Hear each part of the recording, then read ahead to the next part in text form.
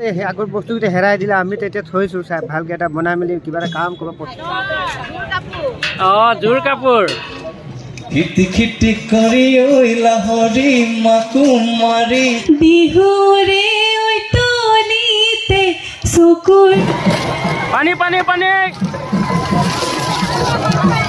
স্বাগতম জনাইছোঁ নতুন এটা ভিডিঅ'লৈ। আজি দুলীয়াজান আহিলোঁ, যিহেতু সদৌ অসম ছাত্ৰ সন্থাৰ ৰঙালী বিহু আছে, কেন্দ্ৰীয় মানে আকৰ্ষণীয় এটা বস্তু আনিছে গৰু গাড়ী, যি আজিকালি মানে প্ৰায় দেখা নাযায়। তো কপাল ভাল আমি দেখিলোঁ, এফালে মেৰামতি কৰি আছে, স্ক্ৰীণ লগাই দিয়া হৈছে। এফালে দাদা আপোনাৰ নেকি এখন? কেতিয়াৰ পৰা আছে এখন? আমাৰ বহুত পুৰণা, আমাৰ ককা দেউতাহঁতৰ হাততে আছিলে, এতিয়া আমিও থৈ আছোঁ। তাহাঁতিও চলালে, আমিও চলাই আছোঁ এতিয়া বৰ্তমান। হয়, হেৰাই দিছিল, আমি থৈ দিছিলোঁ। কি কৈছে চব মানুহতে আগৰ বস্তুকেইটা হেৰাই দিলে, আমি তেতিয়া থৈছোঁ চাই ভালকে এটা বনাই মেলি কিবা এটা কাম কৰিব, পচন্দত কিবা যাবলৈ নিজৰ কাম হ'ব। আজিকালি আৰু গৰু গাড়ী দেখা পোৱা নাযায় ন?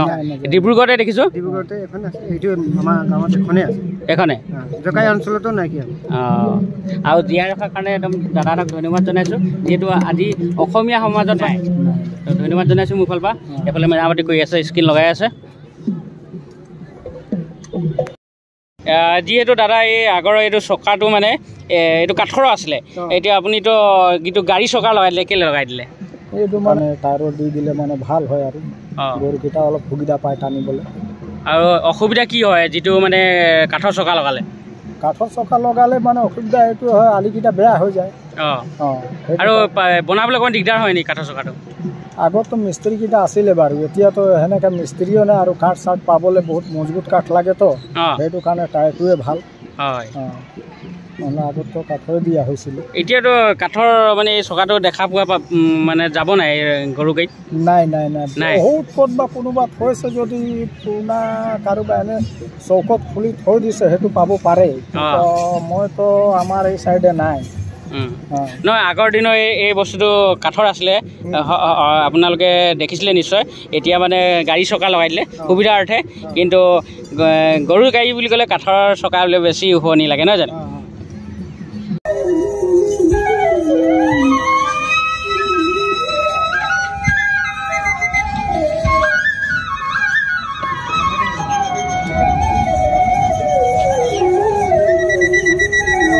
আমাৰ লগত থাকে, যাতে আমি ভৱিষ্যতেও ভাল ভাল কাম কৰি সদায় আপোনালোকৰ মাজত থাকিব পাৰোঁ। শেষত মই থাকি বিহু গাই দিব বিচাৰিছোঁ। দেহিও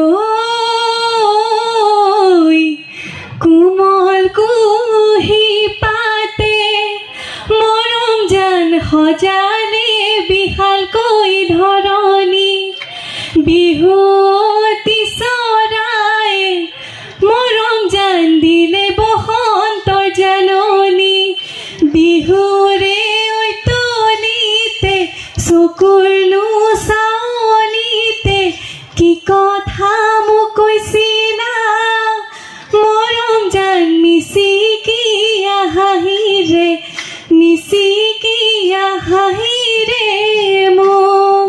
ধন্যবাদ। নমস্কাৰ। জয়তে দুলীয়াজান বিহুতলীৰ বাকৰিত উপস্থিত সাংস্কৃতিক শোভাযাত্ৰাত অংশগ্ৰহণ কৰিবলৈ অহা আটাইবোৰ দললৈ, লগতে দুলীয়াজান আঞ্চলিক ছাত্ৰ সন্থাৰ উদ্যোগত আৰু দুলীয়াজানবাসী ৰাইজৰ সহযোগত এই বিহুত সমাবেত হোৱা আটাইলৈ শেহতীয়াকৈ ৰঙালী ওলগ জনাইছোঁ। তোমাৰ নাম তুমি আমাৰ দেহাজান, তাঁতৰ শালত বহি লৈ গৰকাতে ভৰি থৈ চকু নোজায়ালি বাটলৈ,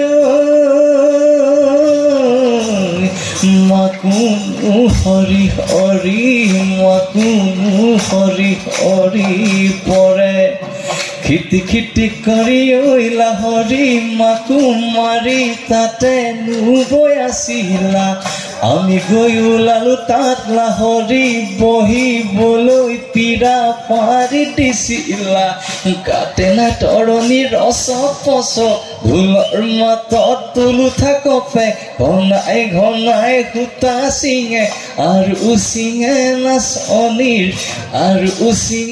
নাচনীৰ জৰি টিপ টপ দেখিলে আহো বুলি নকবা মাজনী টিপ টপ দেখিলে আহো বুলি নকবা মাজনী মোৰ এনো পানী পৰা ঘৰ। ধন্যবাদ। দাদা নমস্কাৰ, ভালে আছে? ৰঙালী বিহু শুভেচ্ছা থাকিলে আপোনালৈ।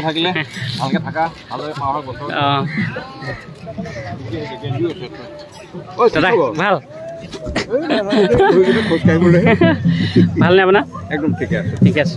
বহুদিনৰ মূৰত লগ পালোঁ, আপোনালোক থাকিলে বাইদেউ ৰঙালী বিহু শুভেচ্ছা থাকিলে।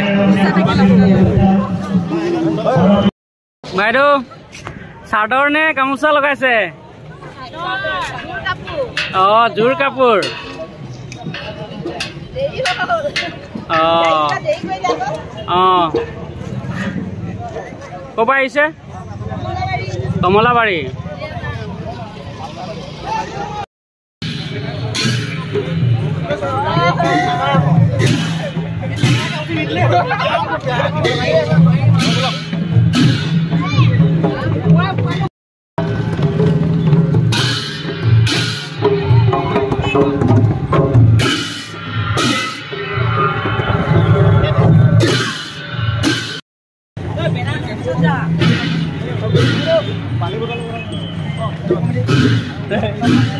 অনিল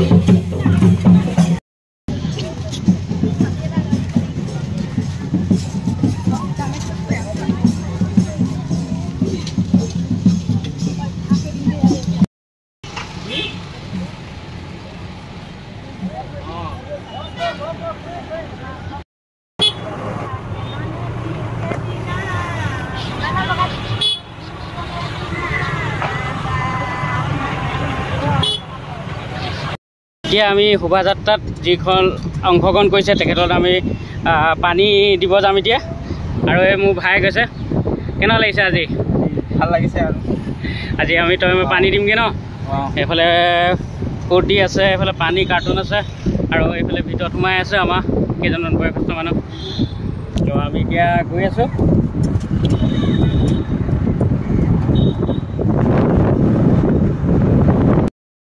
যাব দাদা আছে হাই কৰি দিয়ক এইফালে পানী দিব যা যা এইকেইজন যাব পানী দিব যাম আমি ন এইফালে পাটনাৰ পাই গ'লোঁ আমি শোভাযাত্ৰাত লৈ আমি পানী লৈ গৈছোঁ ফুটি লৈ গৈছোঁ সকলোক খুৱাম আমাৰ দল বিভিন্ন দল জনগোষ্ঠী আহিছে নামটো কৈ দিয়া মোৰ নাম জোন তাঁতী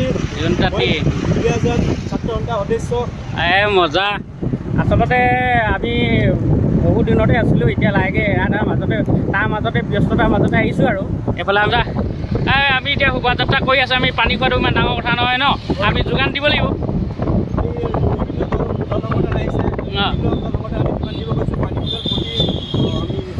একদম গেৰা আছে ন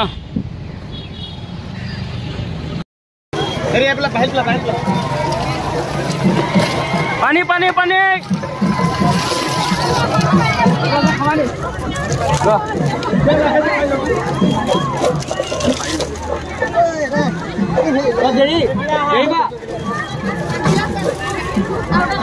দি আছো